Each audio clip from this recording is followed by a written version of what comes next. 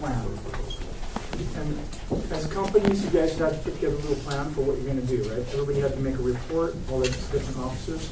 Well, if you're selling, you should have a plan for yourself, right? What's more important in the world than your own success? So if you're going to go out and sell some of your product, you need to plan for it. So first step is understanding customer needs.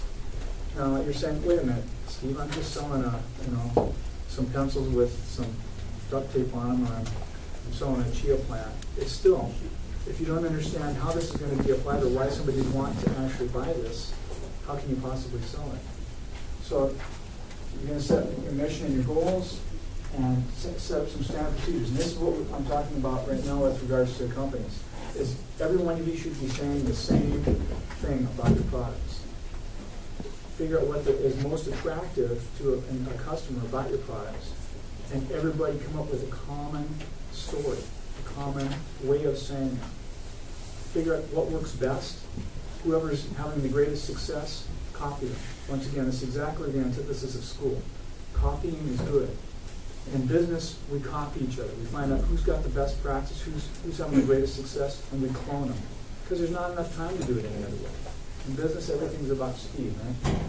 So then you get a plan, and it's a plan for sales, just as like you'd have a plan for the whole company. You've got to measure the results. I looked out on the board today, and nobody was confident that your numbers that you've been reporting were accurate. Well, there's an old saying that, anybody know the guy named Bill Hewlett? You ever heard of that name? You ever heard of the name Hewlett and Packard? Bill Hewlett was one of the two founders. Bill Hewlett, Dave Packard. He had a saying that said, if you can't measure it, you can't manage it. So in order for you to be successful, you have to monitor your own performance. And that's what school's about with regards to grades. It's kind of keeping track of things. How am I doing? Temperature check. Well, on your sales, you've got to be continuously checking to see how am I doing compared to what I'm planning on doing. Am I behind? Am I ahead? Should I pat myself on the back, or should I get my tail in gear and go out and make some more sales? So you've got to measure it. So all your companies, you've got to make sure that the stuff that's on the board is accurate, because otherwise the consultants can't help you to get to where you need to go. Right? There's no way to know. And then use the feedback to correctly improve your plan and processes. What I mean by this is, in sales, you need to figure out what are we doing right, what are we doing wrong. If you go out and you try it 1 week, this is why every week you've got to be doing a little bit of sales. If you go out and you try it and it's not successful, then you make some corrections. Continuous, constant correcting and improving. Over 13 years of sales, I'd say I'm a beginner. It takes a lifetime to be good at this stuff. It's not something that's an overnight thing.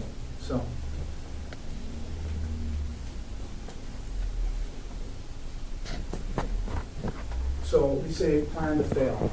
What I mean by this is you guys all set goals at the beginning of the year about how many products you're going to sell, right?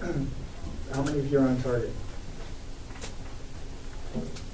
Okay. Did you fail? No. You learned something. The point is that you never shoot for a target and expect you're going to get there. You're always going to fall short. Stuff comes up. Stuff happens. Things didn't arrive. Things didn't get across the border in time. Manufacturing isn't keeping up. These are all just things that happen in every company, everywhere. So you always have to plan for that everything that can go wrong is going to go wrong. Right? That you're actually, you talk about the key factors in selling is your average selling price, how short your sales cycle is, and how many times you get in front of somebody that you actually are able to convert them and close a sale. So these are things that are called the metrics of selling. So if you figure that your average selling price, what I mean by average selling price, because your prices are fixed, right? So for sales for you, the average selling price is how many of whatever I'm trying to sell did I sell to this person on that sales call? Was it 1? Was it 2? Was it 3? Was it 10?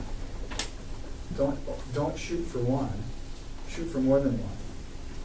So if your expectation is 1.5 on average, then don't plan for that. Plan that it's only going to be 1.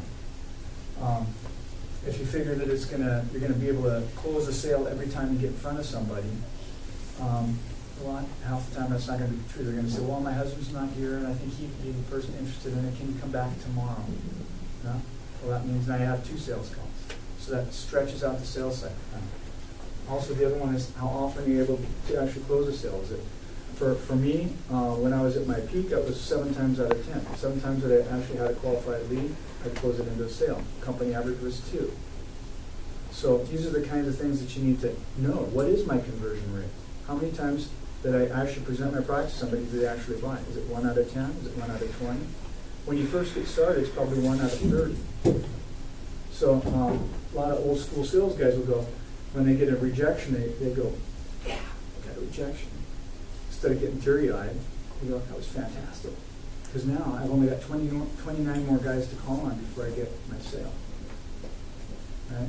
If you think about it, that it's a matter of numbers, and you quantify it and you measure your success, you know how many times you're going to close for every time you get in front of somebody. So this is why it's so important to try and measure. But don't plan for 100% success. Realize stuff's going to come up. And this is probably one of the biggest lessons you come out of the junior achievement program. Understanding is that things do happen.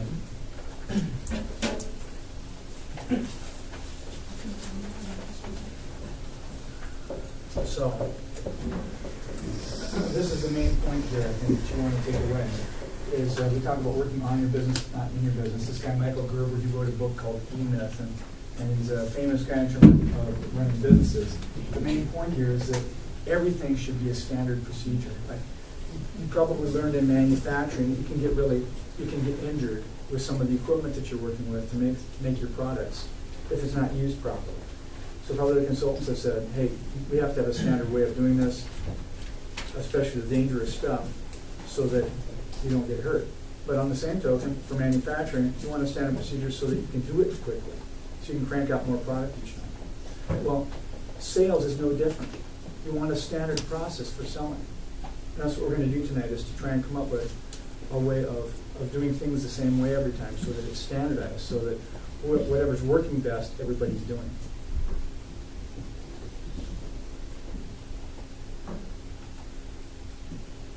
Okay, the third thing, this is going to sound ridiculously obvious, but you'd be amazed how many businesses out there don't do this basic key number 3, which is do first things first.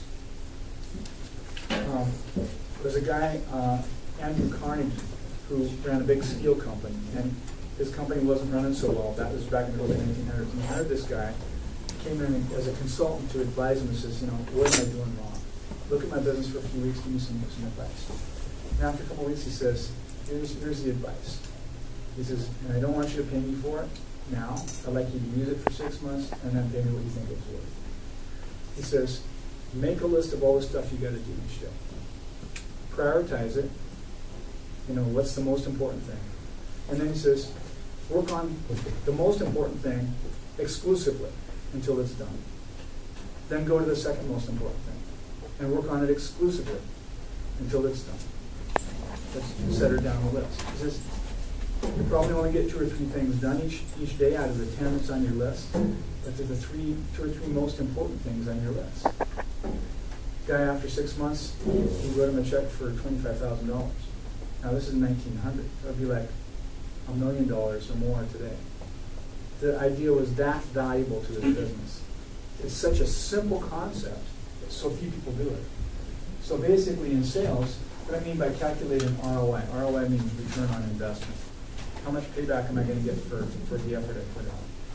So think about things and say, if I'm going to go call, like you've got this opportunity to do this trade show. You're going to be in front of a whole bunch of people that got money that really dig on junior achievement.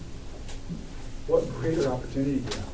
You got people that are predisposed to buying stuff from you. So take advantage of that. That's a good return on investment opportunity. As compared to going to down on the street corner in Kitchener and talking to a bum who basically $10 is like a month's worth of money for him.